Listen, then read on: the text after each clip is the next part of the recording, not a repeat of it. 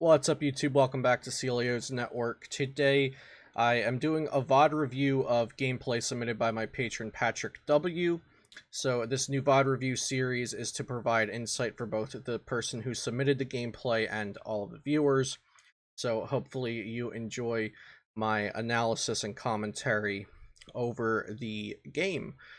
Today's game is going to be Patrick piloting Eternatus versus Marco43 piloting Baby Blounds in the Tag Bolt tournament on 9/5. Before we get into this, shout out to PotownStore.com, my sponsor and the best place for you to get PTCGO codes. Be sure to use code Celio for 5% off. And if you're interested in becoming my patron for articles, videos, and perks like deck techs and gameplay submissions like this one, link is in the description down below. Also, this is my first video of the series, so let me know what you think, what you would like to see in future reviews, what you'd like to have seen in this one, what you didn't like, things like that. Let's get into the video. So, Patrick won the flip, and he chose to go second, which I believe is good versus Baby Blounds, since Baby Blounds is a welder deck. Now, Eternatus is also not terrible going second. Some people actually like to go second with Eternatus against anything because getting to play a supporter, getting to attack, use power accelerator to get an extra energy on the board. Just getting to play a supporter is really great when you need to get Eternatus V and an energy down turn 1. So some people don't like going first with the deck anyway, so definitely picking to go second here is really good. And it even opens up the potential of a donk, since Baby Blacephalon does get some awkward hands historically, since it is, like I said, a welder deck, and it plays a lot of fire energy, and it does have a lot of small Pokemon like Jirachi and Zigzagoon that can get stuck in the active. So I think going second is always the correct decision here. Okay, so Patrick has one Pokemon to start with, so he will be starting with Crobat here.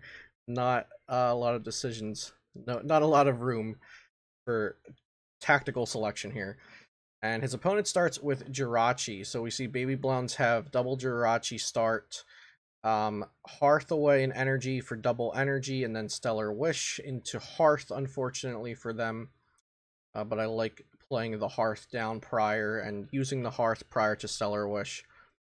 Quick ball away one of those fire energies, so guaranteed at least one fire energy in their hand, since they did Hearth for 2 and then discard 1, and then pass over to Patrick.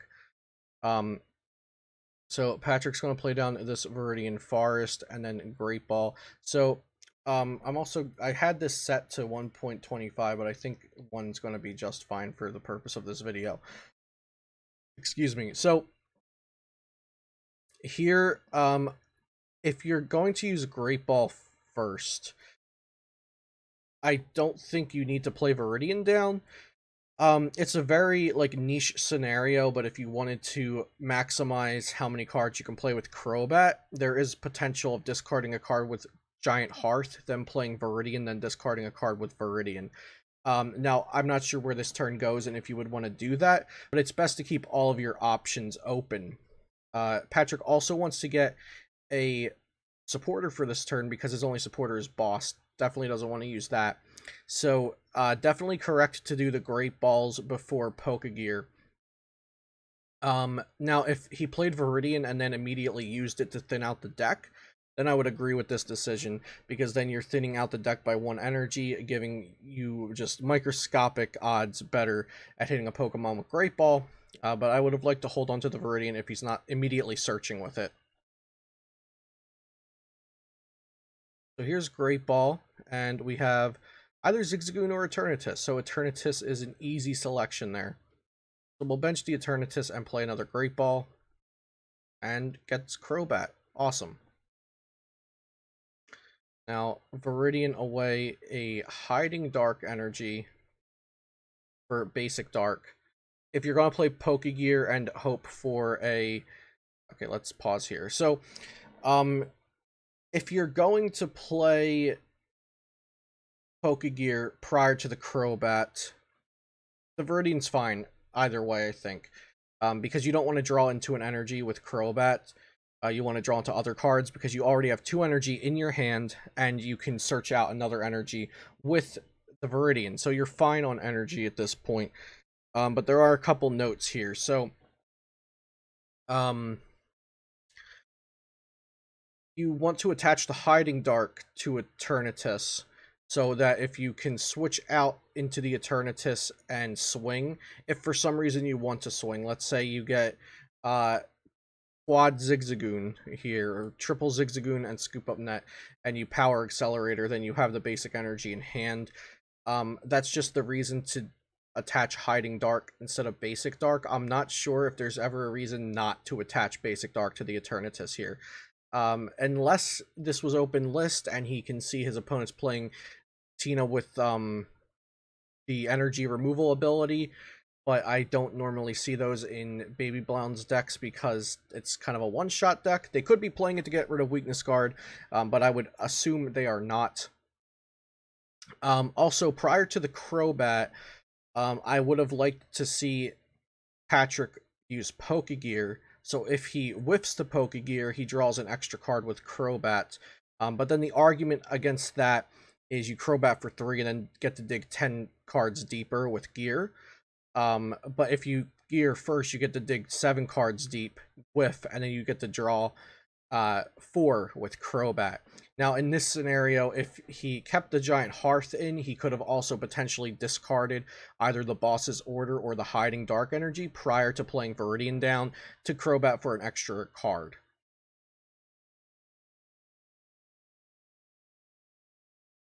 Okay, so we get Sableye and we get Research here. So we would have gotten that Research off of the Pokegear if Patrick played Pokegear prior to the bat. And that means he would have drawn 1 card that's not Professor's Research, or at least that's not that particular Professor's Research with the bat.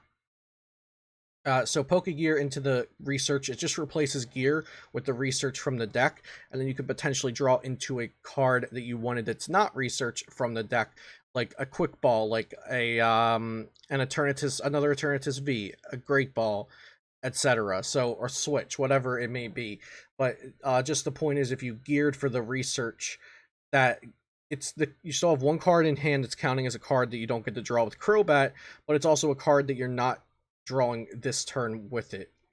So you're removing that card so you can hit other possible targets with the Dark asset from Crobat. So here we have Pokegear for Boss, which I don't agree with. Because now Patrick has double Research, double Boss in hand, and doesn't want to research this hand away. So,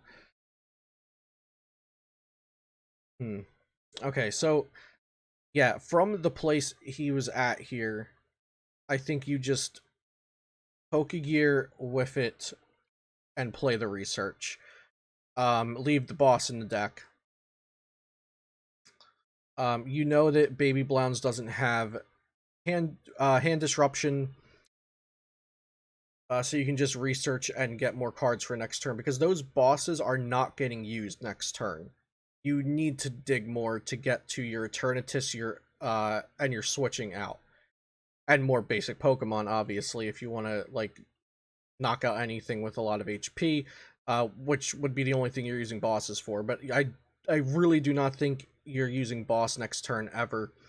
So I definitely would have just whiffed the Gear. There you're looking for Marnie, obviously, but there whiff the Gear and just dump hand Research, draw 7 new cards. And we're going on to Marco's turn.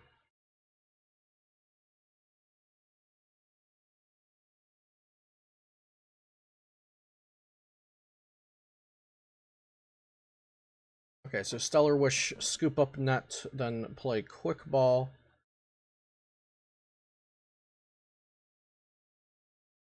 Not really critiquing the opponent's side too much, but I personally would have played Quick Ball prior to Stellar Wish, maybe? If they're playing Great Ball, then maybe I don't. If they're playing multiple Great Ball, then I Stellar Wish to see if I hit Great Ball before the Quick Ball. So Great Ball has been pretty common, I think, in Blound's deck, so maybe Stellar Wish prior to the Quick Ball is correct. And then they have the Scoop Up Net from the Stellar Wish earlier. So let's see if they're able to take Knockout here. Crobat.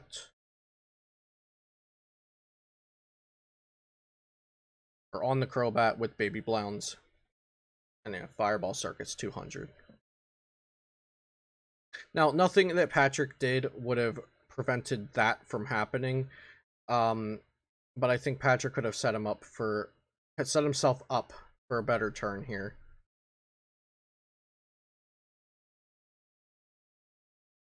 So we definitely attach, bench the Evil Tall, that never hurts you, and research, because you were dumping this hand anyway. You're playing Viridian, so you have multiple outs. You have an out to energy in the deck that's not an energy. You also can draw with Crobat. Here we quick balled for sure. So this is something I explain a lot. So the card that Patrick needs here, let me just rewind slightly so we can look at the board. The card that Patrick needs here is Eternatus VMAX. The one and only. So you quick ball first, so you have a better shot at getting Eternatus VMAX with Great Ball. Now, if you only wanted 2 basic Pokemon, you would Great Ball first to see which target you hit, and then Quick Ball for the other. But since here he specifically wants Crobat V and Eternatus VMAX, you Quick Ball prior to the Great Ball to get out the basic Pokemon you want. Now, this does diminish your shot of hitting a Pokemon in general, but it increases your chance of the Pokemon you want to be a Pokemon that you hit off the 7 with Great Ball. So here we will see Patrick play the Quick Ball after I rewind there a bit. And we're going to grab a Crobat, and there's only one Eternatus VMAX in the deck.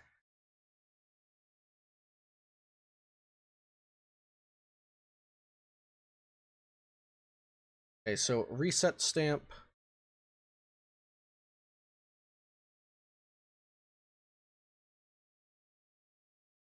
And we're going to Great Ball first.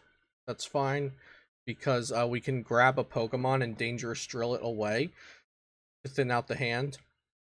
Looks like Patrick's going to bench the Eternatus. Yeah, so Patrick benches the Eternatus. So no Eternatus Vs were prized. Eternatus VMAX is, but I think he's safe to Dangerous Drill away this Eternatus V to get rid of the Giant Hearth.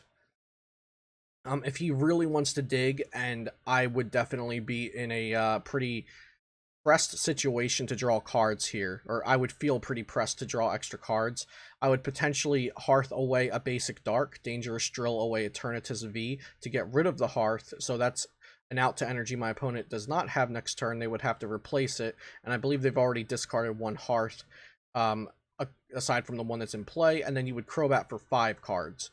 So here, Patrick's only Crobatting for 3 cards, which is a fairly big difference between 3 and 5. So Crobat for 3 here. And he does get Pokemon Communication, so it looks like he's going to be able to play out his turn. This was a pretty nice... by the end of things, the turn worked out well. Pokecom for Eternatus VMAX, stamp the opponent from a large hand to 4. We can still Dangerous Drill that Giant Hearth, which I do hope he does. Okay, so here, great. Awesome. So Dangerous Drill the Hearth away. Probably a little later than I would have liked to see it, but we get the knockout and the stamp to 4. Dangerous Drill the Hearth away. So we got there, but my line of play would have been different. I think I would have just gotten to see more cards over the course of those 2 turns, and it would have been a little bit of a smoother ride, but Patrick did still end up getting there.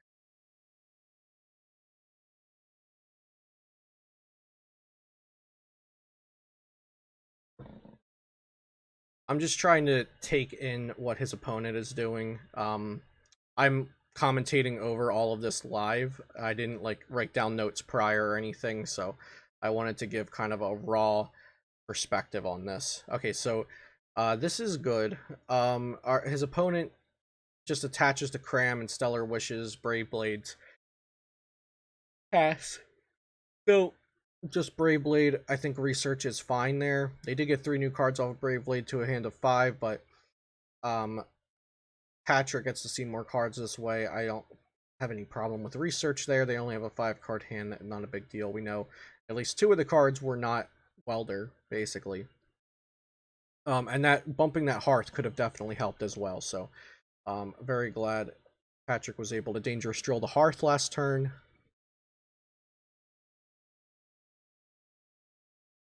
Here we have Quick Ball for the bat, and we're gonna draw 3 cards. Now, because Baby Blondes does not play any hand disruption, batting for extra cards is always correct here because you don't mind having extra Pokemon on the bench. You're only going to have more cards in your hand after the prize card taken. Since Patrick did have research, so maybe it's not always correct. Let me go back and see if Patrick had research prior to the bats. No, he did not have research prior to the bat. Okay, so yeah. I think it's correct to play bat because you get to draw more cards before you take a prize and draw for turn next turn. So yeah, correct for sure. If he already had research, I would say don't quick ball for the bat potentially. Save the quick ball, take the knockout next turn. Research and then bat if there's something specific you're digging for, but I'm not sure there would be anything he wants other than boss, and he can't research for that. So back to saying bat's always correct. I think we'll stick to that. I think bat was always correct there. Okay, now on to Marco's turn.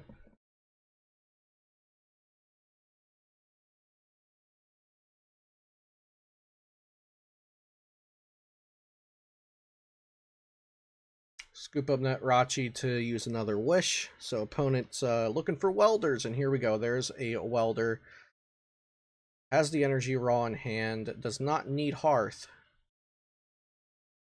I have been tempted about 5 times so far during this video to click the opponent's discard pile to check how many Hearth are in there. Mewtwo Welder to the top, play a Blown, attach, and Spit Shot. Spit Shotting and Eviltal so they can set up the win on Eternatus. Very nice. Okay, here is Boss's order. So there are some big decisions to make here. Patrick can boss up the Blown and knock it out, but go down to 3 prizes. He can just not boss at all. He can research to try to dig for second stamp if he's playing 2 stamps. I'm not positive on his list at this time. At the time of recording, I'm not sure what his list was. So if he's playing 2 stamp, then he researches to dig for stamp and knock out Cram. Actually, no, wait. The opponent only has 4 cards at hand. Stamp isn't even that important. I think you boss the Blown, kill it. So here's the thing: you win in 2 turns if you kill Cram, they whiff knockout, you boss Sash and kill. You add an extra turn to the game if you, and we know they have Welder on top. We know they have Welder on top, so they wouldn't want to like scoop up Barachi, make room, dump their hand with the Dene. If they just put Welder on top, they want a Welder to this Blown immediately. Because of the Welder on top, I'm tempted to say boss the Blown. And then hope they get stuck from there. And then you can dig for your next stamp next turn if they fill up their hand. If you have another bat in the deck, you don't bench that Eternatus V.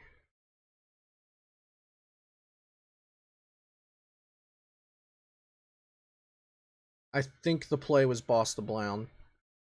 Now this is risky. There is a risk and reward factor here. So if Patrick kills Cramorant, they whiff knockout, he wins next turn with boss. If he bosses Baby Blown, they have 2 turns to restabilize. But I'm not sure if I would feel safe knocking out the active after I saw they after they put Welder on top. Now, if Patrick has a second reset stamp left in the deck, He has a 13 card deck here. He knows he has at least one more boss, I believe. One boss prize, one boss deck, one boss in hand that he'll discard. No. 2 boss in the discard, 1 boss in hand, 1 boss in prize.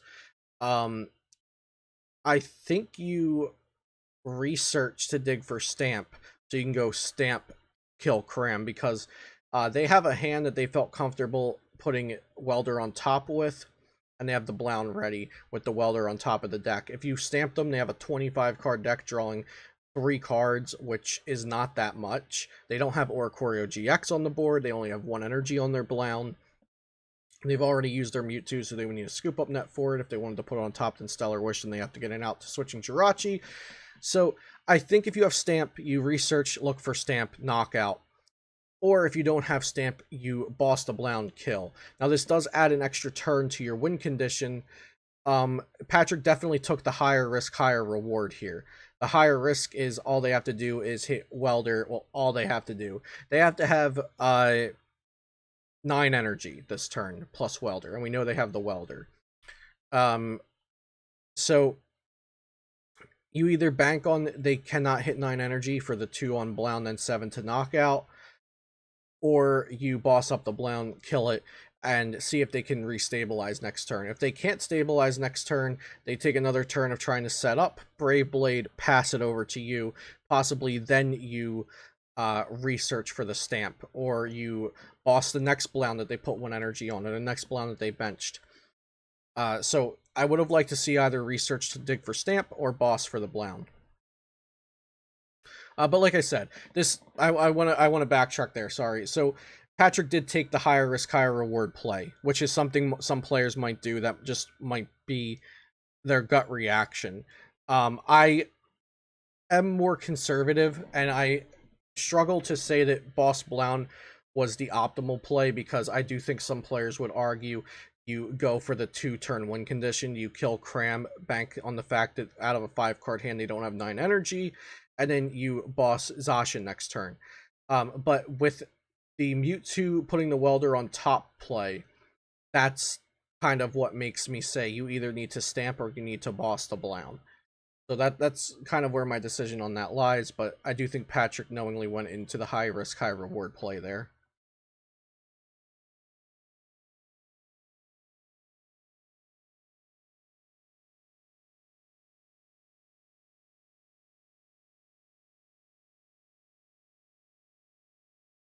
Gets another Fire Crystal. I also think his opponent had only used 1 Fire Crystal the whole game so far.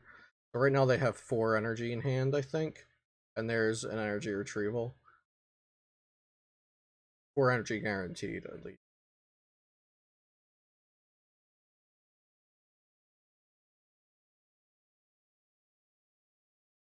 Yeah, and there's the 7 energy. So, hope you guys enjoyed this VOD review of Baby Blounds versus Eternatus. Shout out to my patron, Patrick. Thank you for the continued support. And I have another one of these coming from a patron soon as well. And I didn't open up submissions. Like, I had not posted about this on Patreon. I kind of talked to Patrick and my other patron individually and asked them to be like kind of the trial run for this. So let me know what you think of this video. I know people have been asking for things like this where I go into deeper insight and plays, and this is almost like pseudo coaching, except like you don't get the one-on-one experience with this. We're just talking about specific plays. But if you are interested in coaching, I do have limited availability since I'm in school and internship and full-time content creating all week.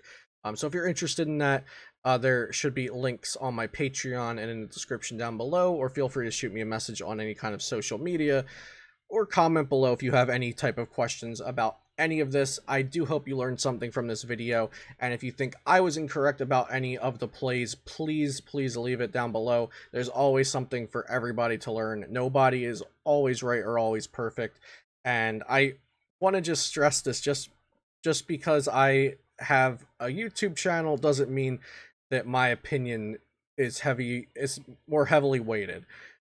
So take my advice if you choose to take the information I provide, but always try to let your own thought and your own opinion influence And that doesn't just go for watching videos from me, that just goes for everything.